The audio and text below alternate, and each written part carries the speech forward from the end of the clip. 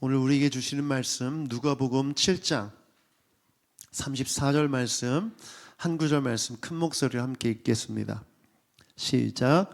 인자는 와서 먹기도 하고 마시기도 하니 너희가 말하기를 보아라, 저 사람은 마구 먹어대는 자요 포도주를 마시는 자요 세리와 죄인들의 친구다 한다. 아멘. 말씀이니까 우리가 함께 아멘 해야죠. 여러분, 예수님이 가지고 있는 호칭 생각나는 거 한번 말씀해 보시겠어요? 예수님이 가지고 있는 호칭, 예수님 하면 뭐가 떠오릅니까? 다른 호칭, 예를 들자면 선한 목자, 이제 생각나시죠? 또 뭐가 있죠? 구원자. 그건 어떤 그 호칭이라기보다 예수님의 어떤 이름 안에 있는 예수님이 어떤 분이신지에 대한 고백이고, 호칭을 보면 뭐 어린 양, 그렇죠? 보라, 어린 양을 보라. 그래서 그런 호칭이 주어졌죠. 또 임마누엘, 임마누엘이라는 단어 아시죠? 또 생명의 양식이다, 평화의 왕이다, 세상의 빛이다. 이게 다 예수님께 부여된 좋은 호칭들입니다. 나중에 기회가 되면 예수님의 호칭만을 가지고 함께 말씀을 나누면 좋을 것 같아요.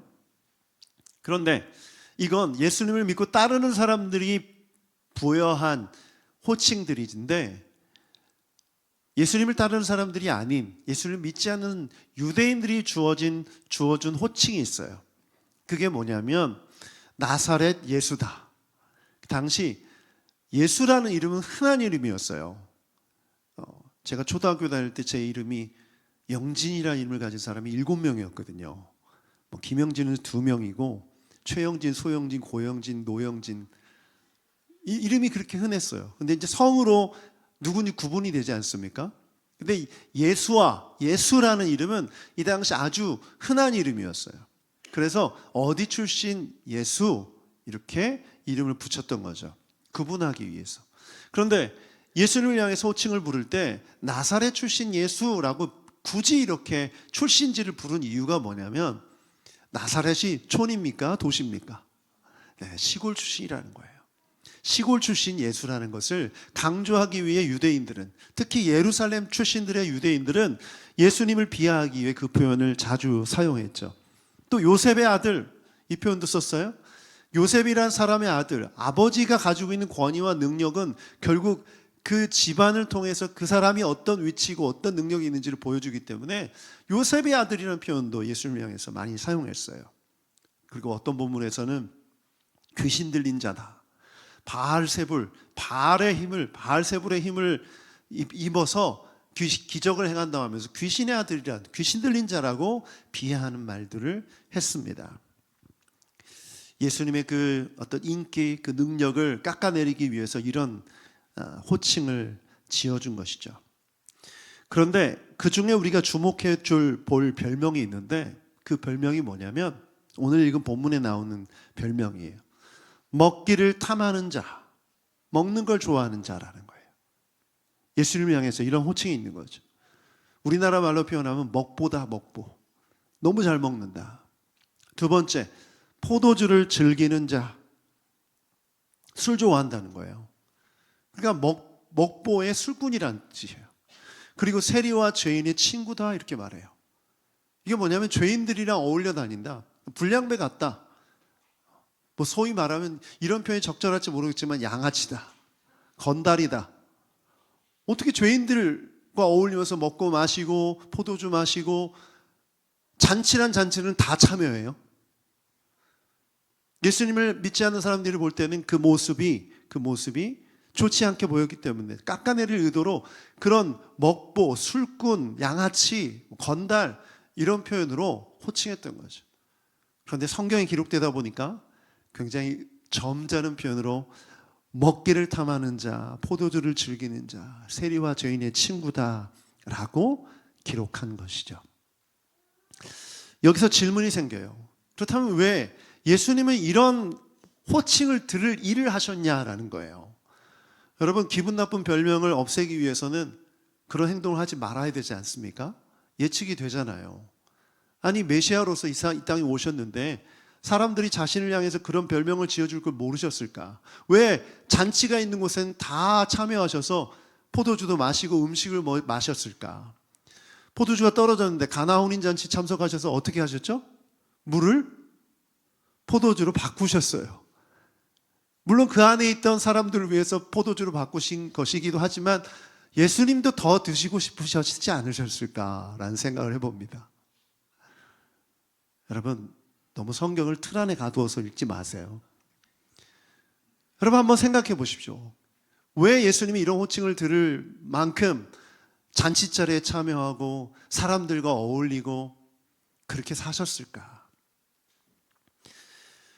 저는 오늘 세 가지 이유가 있다고 생각하는데요.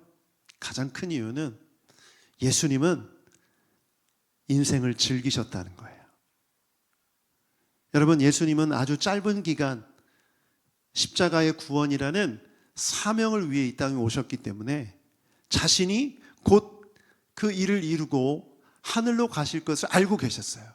그래서 자주 제자들에게 뭘 하셨죠? 예고하셨죠. 나 이제 간다. 나 이제 간다. 너희를 떠난다. 이 말은 뭐냐면 아주 짧은 시간 제자들과 함께 할 수 있었고 아주 짧은 시간 사람들과 만날 수 있었다는 것을 알고 계셨기 때문에 그 시간을 아주 밀도 있게 사람들과 함께 즐기셨다는 거예요. 그래서 기회가 될 때마다 제자들과 함께 잔치차례에 참여하고 함께 음식을 먹고 함께 교제하고 그들과 함께 대화하고 때로는 즐거워하고 때로는 울기도 하고 이런 일을 행하셨던 것이죠. 더 나아가 예수님은 유머 감각도 굉장히 뛰어나셨어요. 굉장히 재밌는 분이셨어요.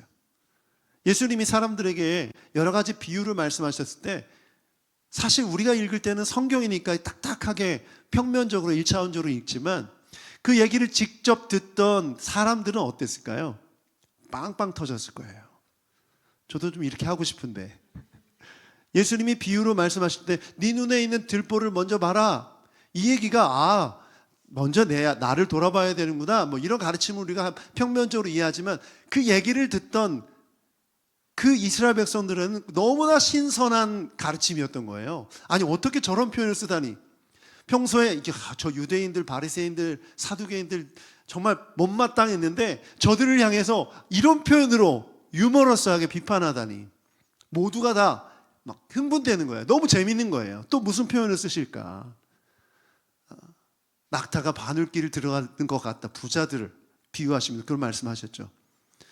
아니 여러분, 이 당시에 사회 계층 구조가 어땠냐면 피라미드 형태였는데 이 피라미드의 이 하층이 굉장히 넓은 피라미드인 거예요. 약 80%, 90%가 다 하층민이었던 거예요. 그러니까 아주 소수의 부자들은 부러움의 대상이라기보다도 시기와 질투의 대상, 비판의 대상이 있다는 거죠. 그렇기 때문에 예수님이 부자가 천국에 들어가는 일은 낙타가 바늘길을 통과하는 것보다 어려워. 이 말을 듣자마자 그 말을 듣던 하층민들은, 못 사는 사람들은 너무 통쾌한 거예요. 비유가 재밌는 거예요. 여러분, 예수님의 가르침을 받으면서 따라다니던 사람들은요, 오늘은 또 무슨 예를 얘기하실까? 오늘은 어떤 익사이팅한 일이 있을까? 율법학자들과 바리새인들이 예수님을 시험하려고 세금을 바쳐야 됩니까? 로마에. 그걸 질문하기 위해 찾아왔죠. 그랬더니 가져와 봐라. 데나리온 가져와 봐라. 거기에 누구의 그림이 있느냐? 황제의 그림이 있었죠. 그랬더니 뭐라고 하셨어요? 이건 황제 거니까 황제한테 바치고 하나님 건 하나님께 바쳐라. 와, 이건 누구도 생각할 수 없는 엄청나게 뛰어난 대답이었고 유머였고 비유였던 거예요. 그만큼 예수님은 제자들과 함께 또 세상 사람들과 함께 그 당시 사람들과 함께 정말 재밌고 즐거운 삶을 사셨다라는 것이죠. 더 나아가 예수님은 따뜻한 사람이었어요. 여러분, 이 당시 아주 비하하던 또 인정하지 않던 사람 취급 안 하던 사람들이 있었는데 그게 뭐냐면 어린이들이었어요. 어린이들, 아이들은. 저희 어렸을 때만 해도 어른들이 그랬죠. 애들은 가라. 애들은 가라, 이게 뭐냐면 무시하는 말이거든요. 어른들이 대화하고 있을 때 이렇게 귀를 기울여서 빼꼼하게 이렇게 옆에 앉아 있으면 너 가라. 애들은 가라. 어른들이 말하는데 감히 누가 껴? 이런 얘기 들어보시지 않았어요? 그런 것처럼 어린이들 굉장히 무시했어요. 그런데 예수님이 가는 곳마다 누가 찾아왔죠? 어린이들이 찾아왔어요. 여러분, 어린이들이 따뜻하지 않은 사람에게 찾아갈까요? 네? 따뜻하고 유머러스하고 사랑이 많은 예수님을 어린이들이 찾아간 거예요. 그런데 제자들은 못 가게 막으려고 했죠. 그러자 예수님이 뭐라고 말씀하셨어요? 막지 마라. 천국은 이 어린아이 같은 사람들의 것이다. 우리 교회 일회가 있는데 일회한테 가는 사람, 일회가 가는 사람, 안 가는 사람 구분이 될 거예요. 일단 저는 잘 옵니다. 저는 잘 옵니다. 일회가 지금 돌아다니고 있는데, 여러분, 예수님이 이런 분이셨다는 거예요. 삶을 즐기셨고, 먹는 걸 즐기셨고, 대화하는 걸 즐기셨고, 유머러스 하셨고, 따뜻하셨어요. 저는 이 얘기를 왜 하냐면 예수님이 삶에 대한 태도, 삶에 대한 이해가 무엇인지를 보여준다는 거죠. 저는 이것을 예수님은 삶을 즐기셨다라고 말하고 싶어요. 이 즐긴다는 표현이 불편한 분들이 계실 수도 있을 것 같아요. 여러분, 즐긴다. 이건 정말 중요한 것입니다. 왜 즐긴다는 표현이 불편할까 생각해 봤더니 제가 어렸을 때 불렀던 찬양 중에 이런 곡이 있어요. 죄 많은 이 세상은 내 집안이네, 내 모든 보화는 저 하늘에 있네. 안 따라하는 거 보니까 다 모르는 것 같네요. 이 노래로 세대 구분이 확 되네요. 네, 저 천국문을 열고 나를 부르네, 나는 이 세상에 정들 수 없도다. 이 세상에 정들 수가 없어요. 이 세상에서 즐긴다? 말도 안 되는 일이죠. 오직 천국, 오직 하늘나라 바라보며 그곳에 보화를 쌓아놓고 열심히 충성봉사하고 피 흘리고 또 땀 흘리고 고생하고 헌신해서 하나님의 나라와 교회를 위해 헌신해야 된다. 이런 메시지를 수도 없이 들어왔어요. 자, 나를 쳐서 복종하고 수고하고 고통스럽고 이런 신앙의 교육을 받다 보니까 이 즐긴다는 표현은 세상적인 표현으로 느껴지는 거죠. 저는 이렇게 된 이유가 청교도의 영향을 받았다고 생각합니다. 우리나라 개신교 선교사님이 들어오셨는데 여러분이 잘 아시는 언더우드, 아펜젤러, 이분들 다 청교도 출신이에요. 청교도의 핵심이 뭔지 아시죠? 삶의 금욕, 절제, 하나님의 거룩을 삶에서 정말 자신의 삶을 완전히 구별해서 통제하고 그렇게 살아가는 삶으로 여겼던 분들이에요. 그런 분들이 오셔서 보니까 아니, 조선 사람들은 맨날 담배 피고 있고 아편에다가 또 혹은 노름에다가 술에다가 여러 가지 사회적 문제가 너무 많은 거예요. 그러니까 당연히 예수 그리스도를 믿고 구원받은 사람은 이 모든 것들을 하지 말아야 된다, 이렇게 아주 강한 절제와 금욕과 거룩한 삶을 강조했던 것이죠. 그런데 이것을 강조하다 보니까 항상 뭐가 있어요? 한 가지를 강조하면 반대급부가 생기죠. 그게 뭐냐면 율법주의예요. 한국 교회 안에는 사실 율법주의가 있어요. 우리가 믿음으로, 은혜로, 하나님의 사랑으로 구원받는다고 하지만 우리는 나름대로 말은 그렇게 하면서 속으로 우리가 하는 행동으로, 우리가 보여지는 모습으로 사람들을 많이 판단하고 자기 스스로도 판단합니다. 그래서 교회에서 회개를 말하고 회개의 메시지를 전하는 건 아주 쉬워요. 다 찔리잖아요. 회개하라. 이렇게 얘기하면 다 찔려요. 왜냐하면 죄인이니까 다 알고 있고 그렇게 못 사는 거 알고 있으니까. 그래서 이 청교도의 신앙에 영향을 받은 한국 교회가 두 가지 율법주의의 특징을 갖고 있어요. 하나는 죄책감이에요. 죄책감. 늘 항상 죄책감을 갖고 살아요. 그렇죠. 내가 이걸 못해서, 내가 또 이런 죄를 저질렀네. 늘 항상 죄책감에 살아요. 죄책감에 사는 사람들의 얼굴이 기뻐요? 아니면 어두워요? 한국교회 성도들의 얼굴이 어두운 이유가 거기에 있어요. 하나님은 복음을 통해서 우리에게 자유를 주셨는데 자유를 못 누리는 거죠. 그러니 죄책감이 있으니까 삶이 즐거워요? 아니면 힘들어요? 힘들죠.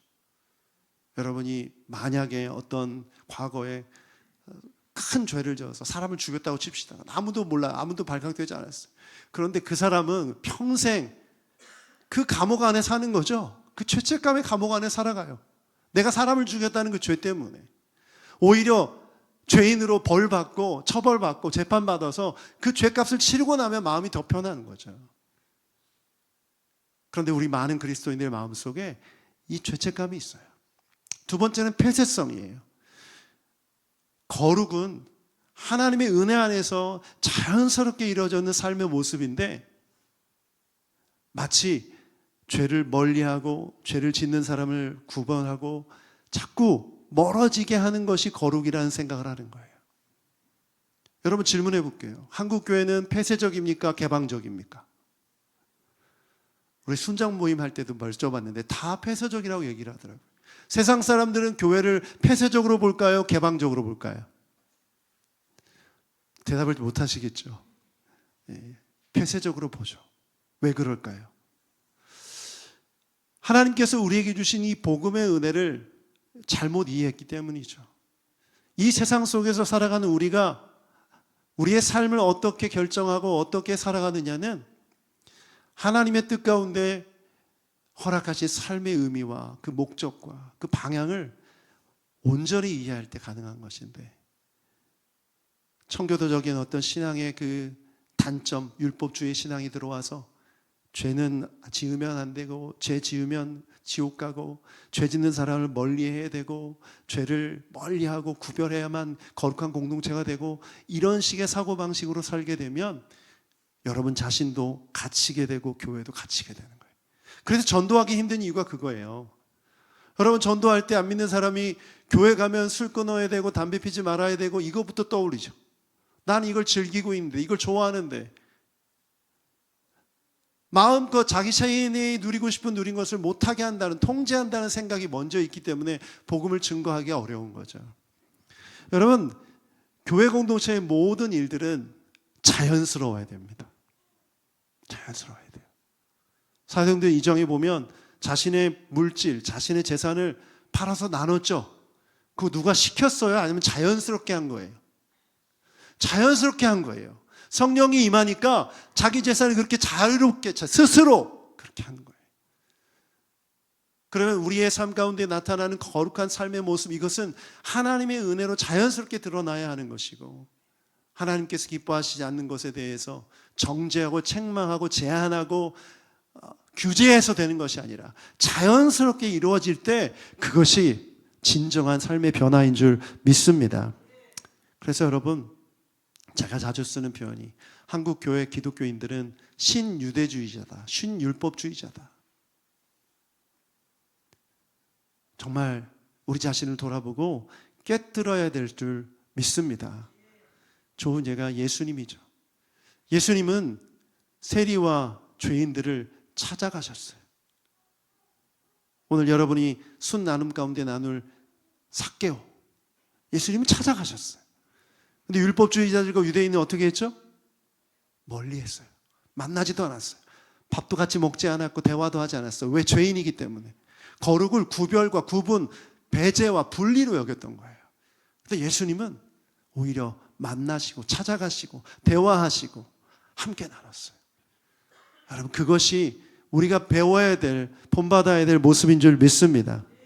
그래서 오늘 우리에게 주시는 메시지 두 가지를 나누고 기도하기를 원합니다.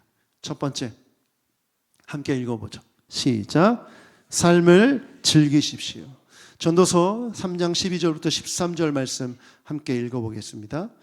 시작. 이제 나는 깨닫는다. 기쁘게 사는 것, 살면서 좋은 일을 하는 것, 사람에게 이보다 더 좋은 것이 무엇이랴.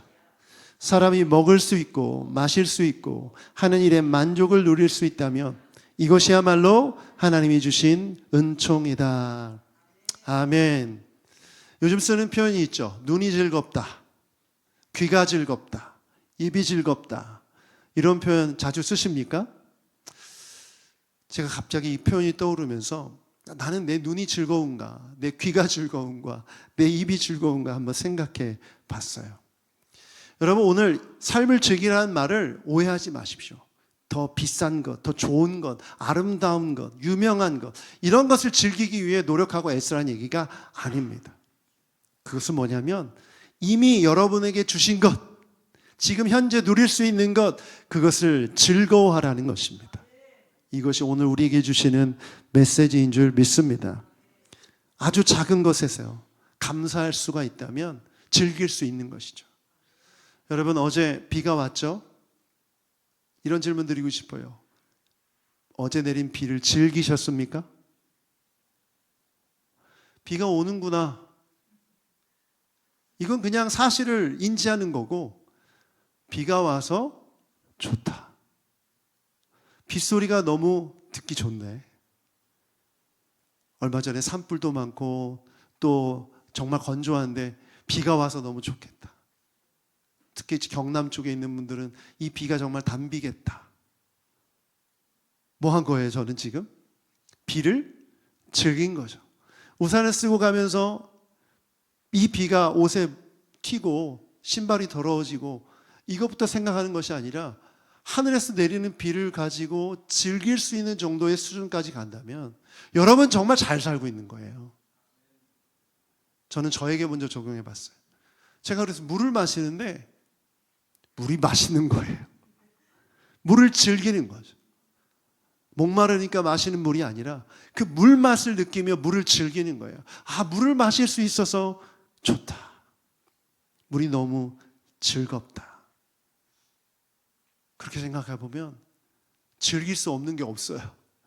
모든 걸 다 즐길 수가 있는 것이죠. 여러분이 숨 쉬고 있는 것조차도 즐길 수 있어야 돼요.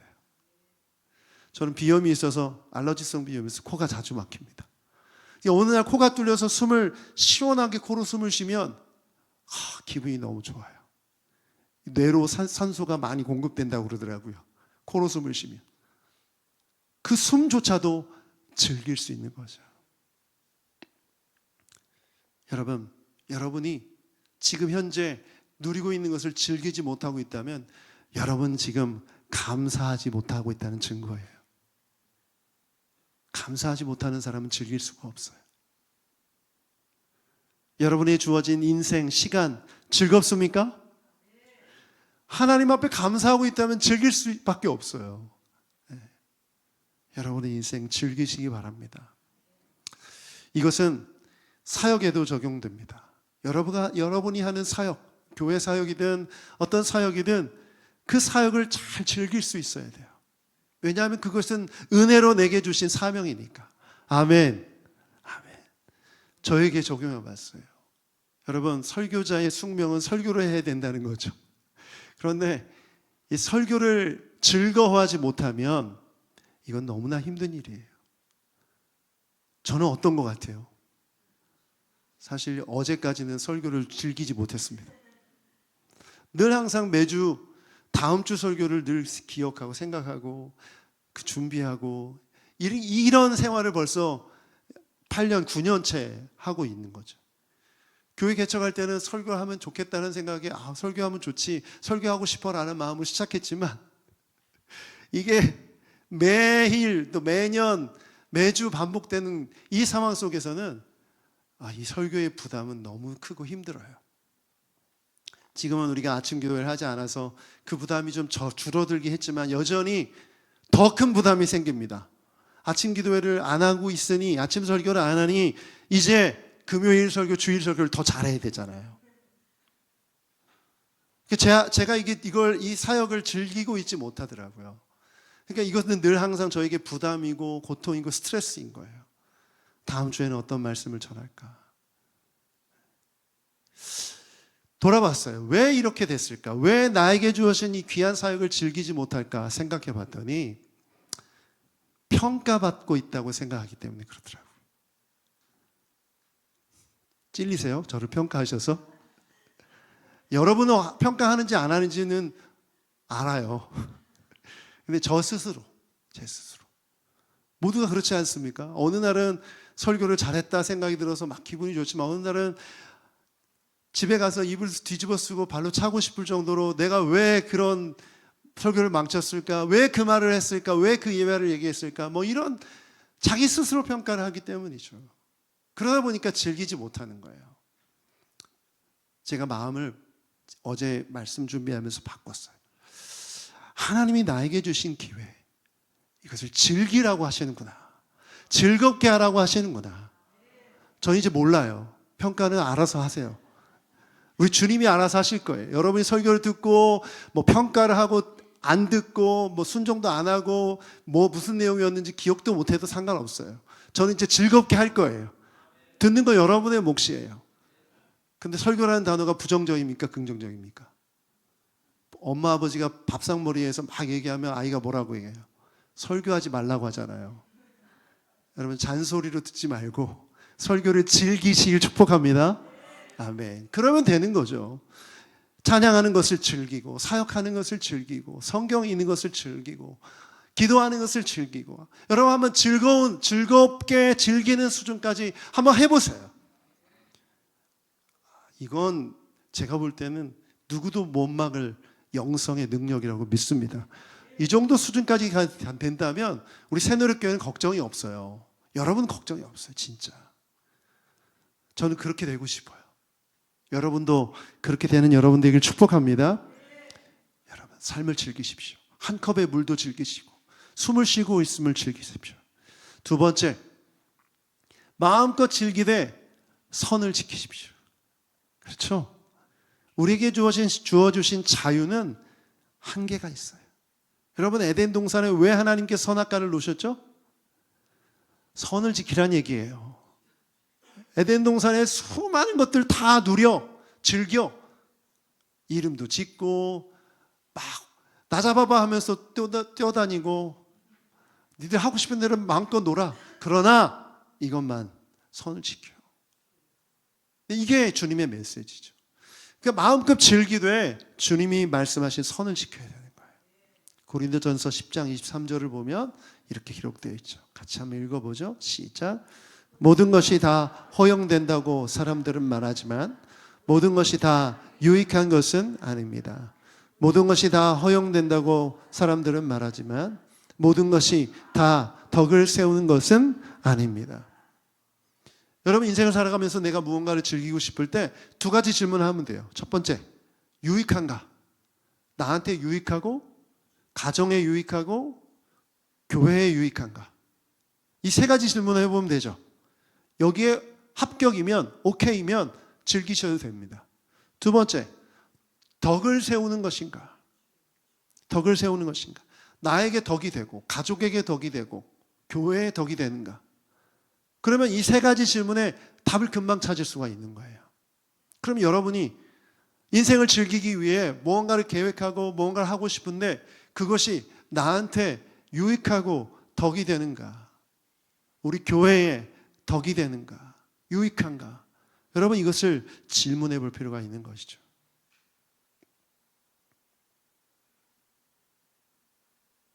음식을 잘하는 성도님이 교회 성도들에게 음식을 대접하고 싶어서 준비했어요. 교회에 덕이 됩니까? 덕이 되죠? 네. 김밥과 삼각김밥과 컵라면도 즐길 수 있지만 어떤 분이 그렇게 음식을 해주신다면 너무나 기쁠 것 같죠? 그렇죠? 싫으세요?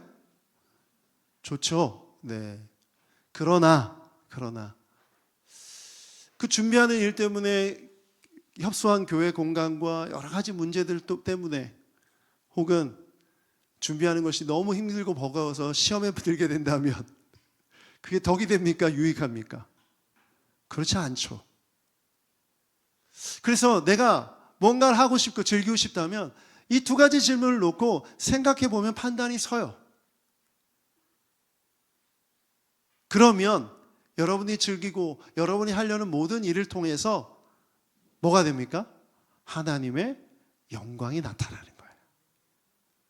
그럼 내가 하고 싶어서 이렇게 했는데 하나님 앞에 영광이 안 된다면, 교회에 덕이 되지 않는다면 그것은 하지 말아야 하는 것이죠. 여러분이 즐기고 싶은 어떤 것이 있어요. 그런데 그것이 덕이 되고 유익하냐? 그 질문을 해봐야 되는 거죠. 어떤 분이 그런 얘기를 하시더라고요. 자기가 교회를 다닐 때 담배를 끊게 됐는데, 끊게 된 이유가 뭐냐면 목사님이 강단에서 이렇게 설교하셨다는 거예요. 그 연기를 내뿜고 마실 때마다 마귀가 들어갔다 나왔다 한다고. 그 얘기를 딱 들으니까 담배를 못 피겠다는 거예요. 그러면서 끊게 됐다는 얘기를 하시더라고요. 이렇게 공포와 두려움을 주어서 뭔가를 못하게 하는 게 맞는 건가? 여러분, 맞아요, 틀려요? 주일 성수 어떻습니까? 예전에 주 5일제가 시작될 때 여러분 기억하세요? 그때 교회가 난리 났었어요. 만약에 주 5일제가 돼서 토요일날 쉬게 되면 사람들 일요일날 교회 안 나올 거다. 놀러 간다. 걱정 많이 했어요. 그러면서 목사님들이 강단에서 주일 성수를 말씀하시면서 주일 빼먹고 놀러 가는 사람, 병 걸리고 사고 나고 온갖 나쁜 말로 다 두려움을 주어서 주일을 지키게 했죠. 저도 그런 얘기 들은 적 기억이 나요. 그런데 이게 좋은 방법이냐는 거예요. 여러분, 우리가 하나님 안에서 스스로 이것이 유익한가, 이것이 덕이 되는가를 생각해 보면 사실 답이 나와요. 담배 피는 거 자신에게 유익합니까? 유익하지 않죠. 그리고 타인에게도 유익하지 않아요. 자녀에게도 유익하지 않아요. 아빠가 담배 피우는데 그 담배 연기를 애들이 맞잖아요. 당연히 유익하지 않죠. 어떤 연예인 한 분이 자기 얘기를 하는데, 나이가 들어서 늦둥이 딸을 낳았는데 딸이 낳자마자 딱 끊었다고 하더라고요, 담배를. 그 얘기를 방송에서 하는 거예요. 왜냐하면 딸을 위해서 내가 이걸 필 수가 없다는 거죠. 딸에게 무익하니까 하지 않기로 결정한 거예요. 저는 이게 중요하다는 거죠. 내가 인생을 즐기고 내가 뭔가를 하고 싶고 내가 누리고 싶을 때 이것이 나에게 유익이 되고 하나님의 영광이 되고 교회의 덕이 되고 가족과 이웃의 유익이 되냐? 이 질문만 해보면 할 수 있는 것과 하지 말아야 될 것이 금방 구분이 되는 거예요. 여러분, 교회 예배 참석하지 않고 여행 가는 거, 이 세상을 즐기기 위해 가는 거 좋아요, 나빠요?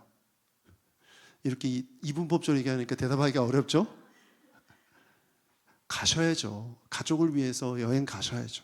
그런데 여러분이 그런 결정을 할 때 내가 하려고 하는 일이 나와 내 가족과 교회에 덕이 되고 유익이 되는지를 한번 질문해 보세요. 1년에 한두 번 가족들과 함께 여행 가는 것 좋은 거예요. 그러나 그 여행이 너무 자주 여행을 가서 교회 사역조차가 어려워지고 이 예배당이 너무 썰렁해지면 덕이 됩니까? 안 됩니까? 대답을 안 하시면 어떻게 해요? 설교 지금 마무리하고 싶은데 여러분 때문에 못 끝내고 있는 거예요. 덕이 안 되죠. 덕이 안 돼요. 그래서 여행 가고 주말마다 여행 계획을 세워서 여행 가는 거 좋아요. 그러나 교회 덕이 되지 않는다면 절제할 수 있어야 되죠. 가지 말라는 거 아니에요. 그런 말 있잖아요. 든 자리는 표가 안 나도 난 자리는 표가 많이 난다. 이 말 처음 들어보세요? 우리 새누리교회가 요즘 점점 반응을 안 하는 교회가 되고 있어요. 우리 황 사모님 외롭지 않게 아멘도 좀 크게 하시고 제가 뭔 말 하면 좀 반응을 좀 하세요. 든 자리는 표가 안 나도 난 자리는 표가 난다. 옛말에 그런 말이 있죠. 그러면 우리 공동체가 함께 모여 이 작은 예배당을 채워서 함께 예배할 때 교회의 덕이 돼요. 나 하나쯤이야라는 생각으로 오늘 피곤하니까 온라인 예배 드려야지. 여러분 이런 생각을 자주 하지 말기 바랍니다. 이해되세요? 자, 오늘 이 온라인으로 설교 듣는 성도님들 책망하려고 하는 게 아니에요. 주님이 주신 말씀으로 받으시고 내가 정말 공동체로서 함께 교제하고 하나님 앞에 찬양함으로 나아가고 싶다면 오십시오. 그리고 새누리교회 구독자 여러분들 중에 가까운 데 사신 분들은 오세요. 그리고 멀리 사신 분들은 근처 교회에 꼭 가세요. 그 교회에 등록하셔서 이 교회의 은혜 누리는 여러분 되기를 축복합니다. 그래서 여러분 고린도전서 10장 31절 말씀 함께 읽어보죠. 시작.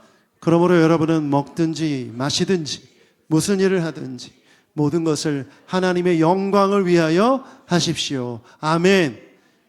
그러면 여러분은 삶을 얼마든지 즐길 수 있다는 거예요. 그 안에서 마음껏 즐기십시오. 마음껏 즐기십시오.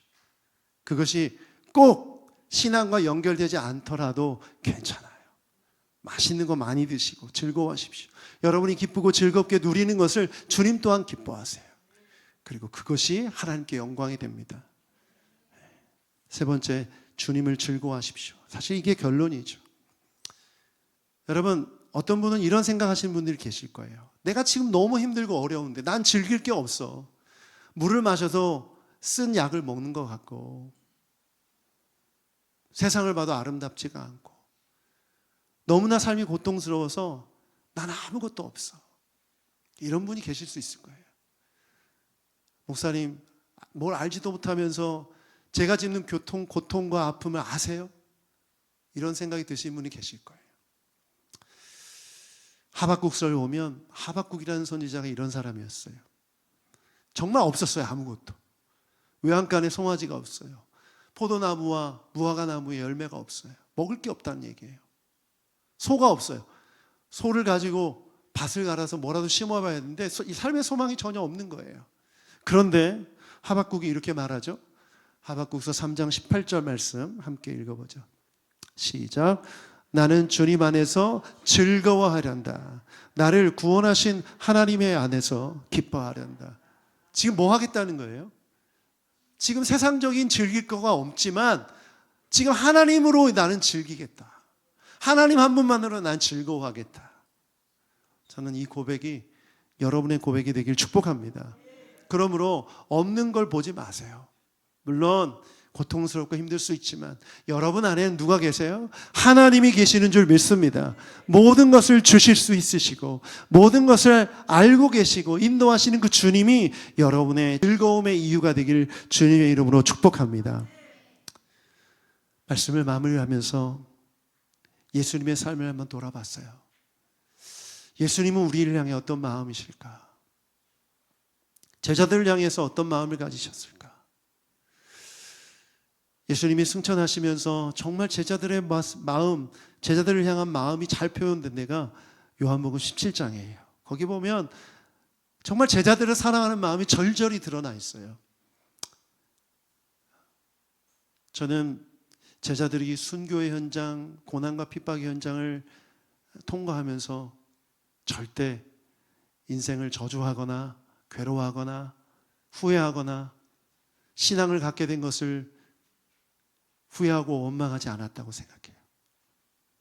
주어진 매 순간순간의 삶을 주님 안에서 즐거워했다고 믿습니다. 그래야 고통을 감당할 수 있죠. 여러분, 지금 인생을 어떻게 살고 계세요? 저는 여러분 마음을 다 알 수 없지만 분명한 것은 여러분 안에 하나님이 계신 줄 믿습니다. 주님과 함께 즐거워하십시오. 즐거워하십시오. 그리고 허락한 모든 것에서 감사를 통해 즐기고 누릴 때 여러분의 인생은 가장 아름다운 삶, 가장 주님께서 기뻐하시는 삶이 될 수 있는 줄 믿습니다. 믿음과 고백이 여러분 가운데 항상 있기를 축복합니다.